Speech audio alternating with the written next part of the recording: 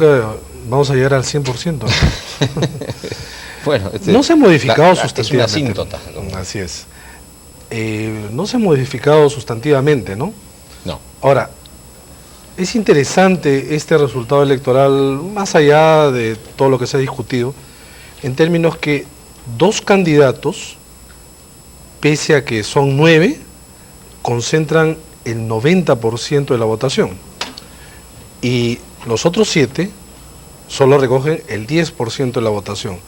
Esto no ha sucedido anteriormente.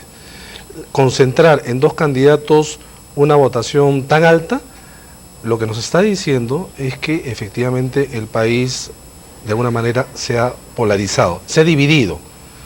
La polarización ya no viene de resultados, sino de la dinámica política, ¿no? ¿Cuál es tu comentario sobre el hecho de que los partidos han resultado con votaciones bajísimas? El APRA con 1.39, Acción Popular con 0.43, la UPP, que fue la sensación de hace 5 años, hoy es 0.33. En fin. Mira, me llama la atención al contrario que tengan tantos votos. A los 10 años se resisten a morir. Duros de matar, ¿no? Duros de matar, ¿no? Y de repente podrían resurgir.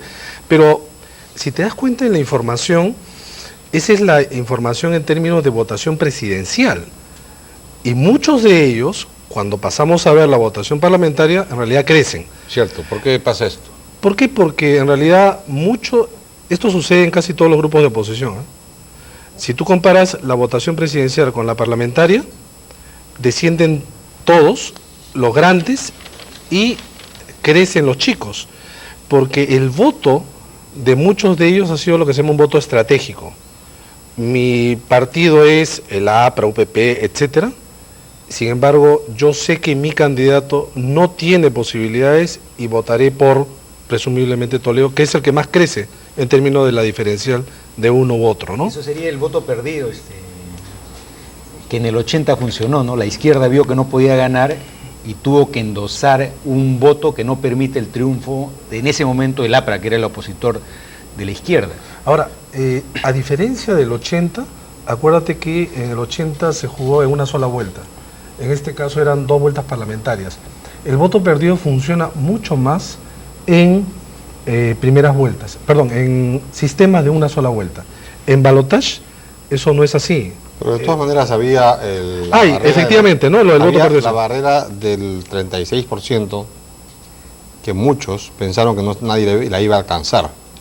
En el 80 dices. Sí, claro.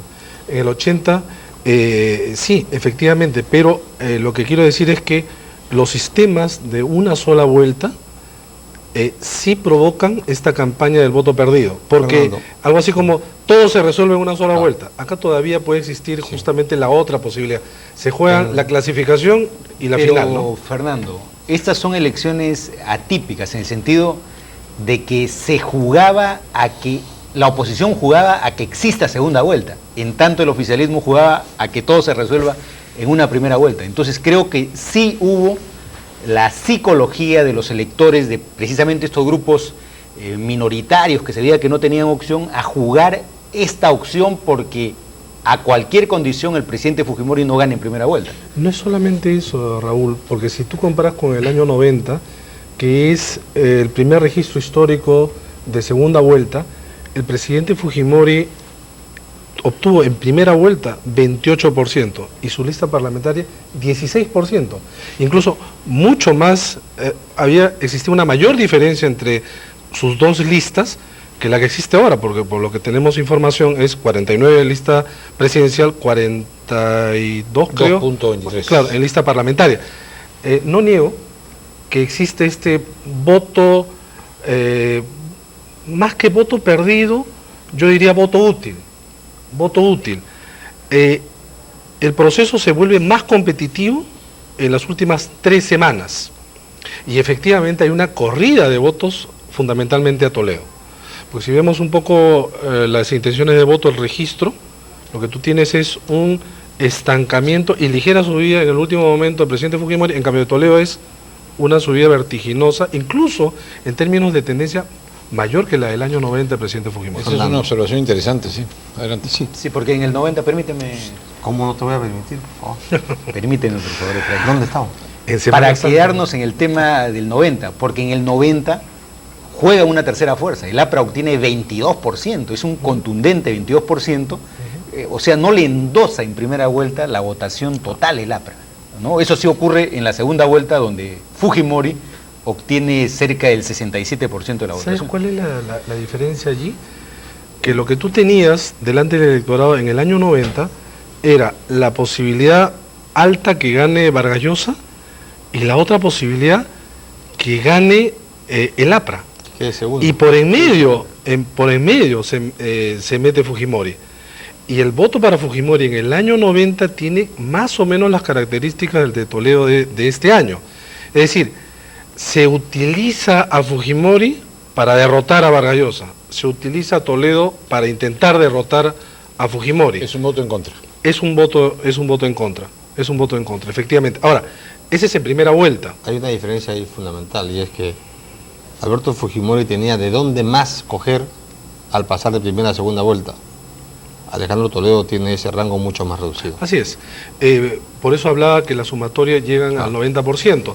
Están más cercanos los dos al 50%. Esto es lo que hace también una lucha mucho más encarnizada. Sí. En cambio, entre el 28% de Fujimori y el 32% de Vargas Llosa hacían el 60%. Tenían un 40% para disputar. Ahora escasamente ese 10%, en principio. Pero no es tan así la suma aritmética. Porque si no, tendríamos que convenir en que todo aquel que votó por Fujimori volverá a votar por él en la segunda vuelta. Esto igualmente replicado en el caso de Toledo. Pero eso también se ha analizado en el sentido de cuánta lealtad que existe del votante sobre la candidatura de Fujimori y cuánta lealtad que existe sobre los votantes o sobre los candidatos opositores. Esa precisamente era una de las fragilidades de la candidatura de oposición. Con eso puede verse justamente mirando la votación del Congreso, ¿no? Claro. Que es lo que observaba. Pero yo quería ¿Ah? antes cerrar Sí. el caso de la presidencial, planteando la siguiente pregunta. Un comentario sobre un punto que no me parece que ha sido suficientemente bien evaluado del último fax de opinión de apoyo previo al 9 de abril. Y en ese fax de opinión, ellos constataban que había una migración, es decir, una corrida de votos de Somos Perú y de Solidaridad Nacional que iba hacia otros candidatos. El punto, y acá quiero que centres tu análisis, Fernando, es que, según constatación de apoyo, si bien la mayoría de los que migraban lo hacían hacia Toledo, una fracción menor en cada caso migraba hacia Fujimori, a lo mejor por cierto temor que les inspiraba una que otra propuesta económica del esquema de Toledo. ¿Tú crees que efectivamente ha ocurrido ese tipo de migración? ¿Lo crees posible que todavía algunos sectores que votaron incluso, que no terminaron de migrar y que votaron por Andrade o Castañeda para la segunda vuelta, migren hacia Toledo ante la eventualidad de no sentirse cómodos con Toledo? A Fujimori dirás. Perdón, hacia Fujimori ante la eventualidad de no sentirse contentos con Toledo. Pero por supuesto que existe esa posibilidad, claro que sí. ¿Cuáles son los núcleos duros? ¿A cuánto ascienden los núcleos duros que votarían con independencia de cualquier circunstancia por el mismo candidato? Se reduce. Incluso ni siquiera el porcentaje de la lista parlamentaria. Porque ¿saben qué? Hay dos cosas. Sobre el elector obra no solamente la campaña, sino el impacto del resultado. Y muchas veces por eso el que ganó termina siendo derrotado y el que perdió termina siendo triunfador. Porque esa es la imagen que habría que ver cómo es utilizada, cómo es canalizada por cada uno de los candidatos. Y termino la idea siguiente. En muchos países, al día siguiente de una elección, se hace una encuesta y le preguntan, así como el exit poll, por quién votó. Y generalmente lo que ocurre es lo que se llama la tendencia inercial de opinión pública. El que iba subiendo, sigue subiendo. Y el que iba bajando, sigue bajando. Obvio. ¿No? Entonces, es como una carrera, ¿no? Tú corres y no te paras en seco, prosigues. Esa tendencia inercial en muchos consultores de campaña la utilizan O sea, rápidamente. esa es una ley de la estadística. Rápidamente, así es. De la Hay que opinión aplicarla, pública. hay que aplicarla de Tumbes al norte, de Tacna al sur, de Puno más arriba y de Quito para allá. Para Bueno, todos lados. acá- Veamos los resultados de la votación para el Congreso, al 68%, cuya comparación además con los resultados presidenciales permite establecer cuál es la magnitud de los núcleos duros, como lo ha llamado Fernando Tuesta. En lo que al Congreso se refiere, el resultado de Perú 2000 ha sido al 68%, repito. Estos no son resultados finales, pueden cambiar todavía en una medida significativa. Perú 2000 tiene 42.23, Perú Posible 23.30, el FIM 7.48, Somos Perú 7.23, el APRA 5.49, Solidaridad Nacional 4%, Avancemos 3.08%, UPP 2.55%, Acción Popular 2.47%, FREPAP 2.17%, Blancos 6.08%, Nulos 9.80%. Lo primero que se constata es que ninguna cifra es menor de 2,5 o 2, digamos, para estar en terreno seguro, lo cual contrasta significativamente con las cifras de la presidencial, en los cuales 1, 2, 3, 6, por lo menos 5 candidatos están, dice, por debajo de 1,5. Con lo cual es cierto, evidentemente es cierto, el voto singular, este voto meditado, este voto estratégico, calculado, que consiste en votar para la lista parlamentaria del partido de uno y votar para el presidente estratégico, por así decir, que es el que va a ir contra el favorito.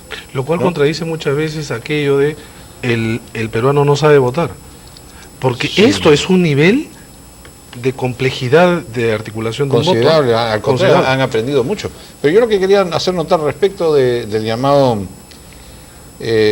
núcleo duro es esto. Efectivamente, Fujimori obtiene 49.89% del voto presidencial y la lista de Fujimori obtiene 42.23%, de manera tal que hay 7 puntos de diferencia y fracción entre el voto presidencial y la lista. En el caso de Toledo, obtiene 40.15 en la lista presidencial, pero solamente 23.30 en la lista parlamentaria. Con lo cual la diferencia entonces no es ya, no, es mucho mayor, es de 17%. Entonces hay, digamos, si uno quiere comparar los núcleos duros, es evidente que el núcleo duro de Fujimori es considerablemente más grande que el núcleo duro de Toledo, que es mucho más pequeño De y que 17 tiene puntos. una afiliación que no es incondicional, que no está ahí, no importa qué, sino que ha votado por otro partido y votó por Toledo para ganarle a Fuji. Jorge, de ¿Cierto o no? 17 puntos, Correcto. porcentualmente es casi el 50%. Ahora, quería terminar con eso. Sin embargo, yo creo que los núcleos duros ni siquiera están en esos porcentajes. Deben ser menores. Deben ser menores. Porque también es cierto que así como hay un sector del electorado que complejiza su voto, porque conoce más, ha desarrollado más, algunos temen cruzar su voto porque no saben que se puede cruzar, porque viene el voto de Claro, arrastre. claro. Entonces, y por qué han votado en la primera vuelta, pueden votar por el mismo en la segunda vuelta, no lo sabemos. Esto lo que sí ayudaría es la investigación de opinión a través de encuestas, pero lamentablemente no tenemos muchas de las preguntas claves que nos podrían dar Bueno, elementos de pero juicio previamente mayores, sí ¿no? Había una pregunta que era ¿hasta qué punto ha decidido usted su voto? Sí, pero ahí la gente, quizás la pregunta clave es, en cualquier circunstancia, ocurra lo que ocurra, ¿usted por quién De todas votaría? maneras. ¿Votaría de todas maneras? Porque lo que ocurra puede ser, por ejemplo, yo votaría por X candidato y quizá este candidato resulta mal polemizando, yo sigo con él. Resulta que hay una campaña en contra, yo sigo con él. ¿Cuánto es ese núcleo incondicional? Creo que ese núcleo incondicional es menor a los porcentajes incluso de la lista parlamentaria. Lo que quiere decir, o de ahí se desprende, que la competencia en esta segunda rueda, en esta segunda vuelta, en primer lugar, no da resultados hasta este momento de alguna manera ya determinantes o determinados, y que justamente en la medida en que existe un electorado que puede ser ganado, la lucha va a ser encarnizada y por eso la división se va a convertir en polarización.